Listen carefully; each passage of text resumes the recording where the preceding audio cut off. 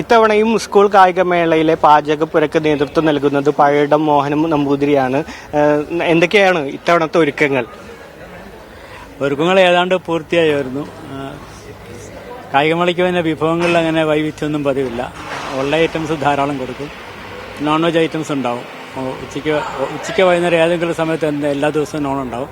ചില ദിവസം മുട്ടക്കറി അങ്ങനെയൊക്കെ ആയിരിക്കും. രാവിലെ പാല്, പഴം, മുട്ട ഇവ ബ്രേക്ക്ഫാസ്റ്റ് ഉൾപ്പെടുത്തിയിട്ടുണ്ട്.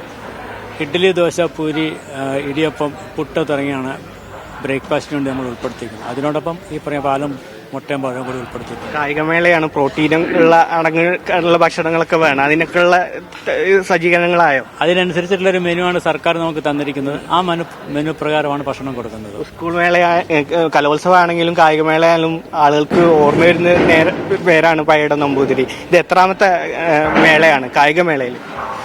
എൻ്റെ ഓർമ്മ ശരിയാണെങ്കിൽ ഇത് 21ആണെന്നാണ്. കൃത്യമായിട്ട് എനിക്കറിയില്ല.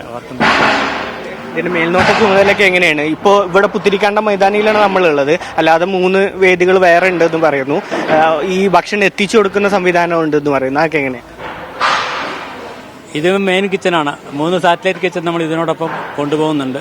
വെള്ളായണി MR സ്കൂളിലുണ്ട്, മൈലം ജീവിരാജ സ്കൂളിലുണ്ട്, തിരുപ്പനങ്കോട് സ്വിമ്മിംഗ് പൂളിൻ്റെ അടുത്തുണ്ട്. പിന്നെ അതുകൂടാതെ മെഡിക്കൽ കോളേജ് ഗ്രൗണ്ടിലുണ്ട്. കാലടി സ്കൂളിലേക്കും ഭക്ഷണം എത്തിക്കുന്നുണ്ട്. അതൊക്കെ അതുപോലെ തന്നെ തുമ്പ സെന്റ് സേവിയേഴ്സിലേക്ക് അതൊക്കെ ഇവിടുന്ന് ഭക്ഷണം പോകുന്നത് പുറത്തേക്കുണ്ട്. എല്ലാ അർത്ഥത്തിലും സെറ്റാണ് ഓൾമോസ്റ്റ്.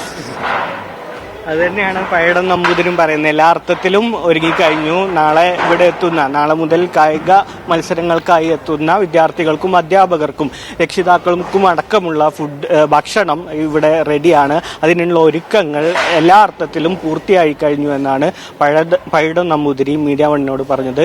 ക്യാമറ പേഴ്സൺ ബിജു മടവൂരിനൊപ്പം Sufan VP, media one, Thiruvananthapuram.